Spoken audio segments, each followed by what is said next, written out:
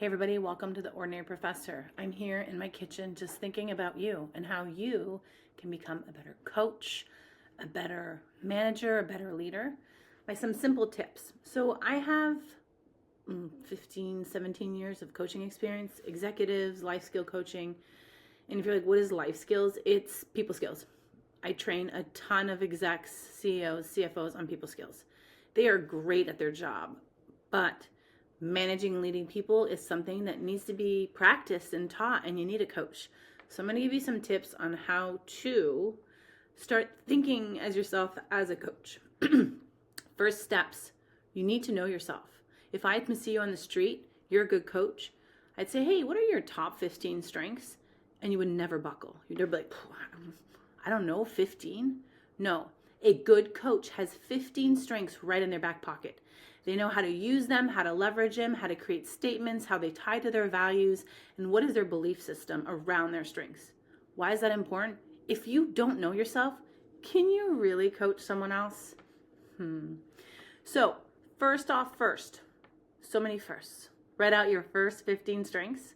It could be that you're energetic, supportive, attention to detail, right?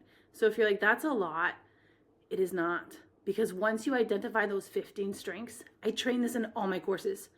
You can then see it in other people easily. You can create statements. It's really easy for you to leverage those strengths, see them in others, and develop them. Now, why is it important to learn your strengths? Because I use the model strength-based coaching. I focus on your strengths, not your weaknesses. I have a lot of feelings when it comes to weaknesses. Not because they're bad, but we are in a space where we have so many resources. Like, you struggle with time management, boom, here's a class. Boof, here's a tool. There's an agenda.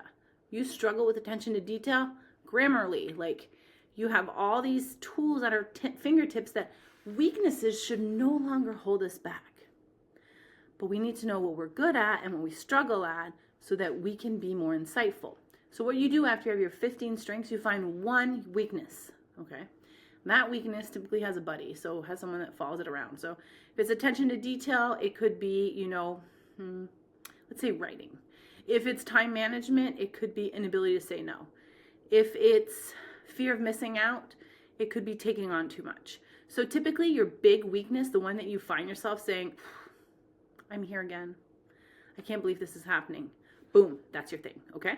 Write that down and find its buddy. Now, after you have that, you have a good foundation of who I am and what am I working on myself. Now, you want to list as a coach, what are your opportunities and threats? If you're like, oh, I see where this is going. Yes, you're doing a SWOT on yourself. So for all my coaches that coach on masterclasses, marketing, manifestation, money, Pinterest, you want to develop your skills a little more, you need to do the work on yourself. Because you can book a class, coach someone for $27 recorded, but when you really get into it, you have to be able to identify who you are so you can coach the other person. Because it's a process, it's an art, and it's blending all these theories and practical application into something that models who you are and what you're trying to do, like with that person. Now, what a coach is not is a consultant. So if you're doing a lot of the work for your client, you're not coaching, you're consulting, okay? If you're telling your client what to do, how to do it in the order, consulting. Coaching is about asking questions, creating insight.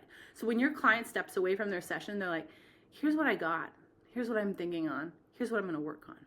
So it's more than a dialogue.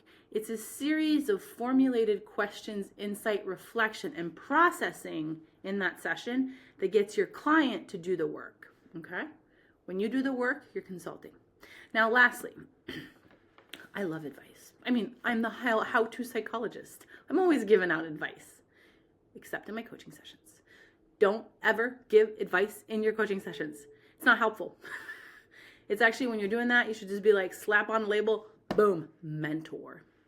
Because when you're giving advice and recommendations to someone else, it's coming from your perspective. Unless I'm coaching myself on my own problems, I'm not being fully aware of the biases, the implication, and also the fact that I'm just telling someone else what to do. So that goes back to mentoring. Now, if you're talking about yourself in your coaching sessions, you're not coaching, you're mentoring or you're consulting. Because a true coach, someone that has worked on their craft, has taken the classes, they know that you as a coach are almost like a sounding board with reflective questions and insights to help the other person, but you're never there to tell them your story. That's mentorship. You're never there to tell them your process. That's consulting. You're there to listen, to ask questions, and have them come up with the solutions. Coaching is a craft and an art. So we need to learn the foundation skills before we slap on that label and call ourselves a coach. So I hope this is helpful. If you like this, I'm going to do a whole series on coaching because that's what I do daily. That's what I teach. And I want to make sure that this information is out there and you can find it and you can use it. That if then you decide to do a coaching certificate or whatsoever, that you have that information. But also that information is free and there's a ton of resources. So I want you to learn with me and also use my resources to help develop your coaching practice. So subscribe, comment, and I hope to see you soon. Thanks. Bye.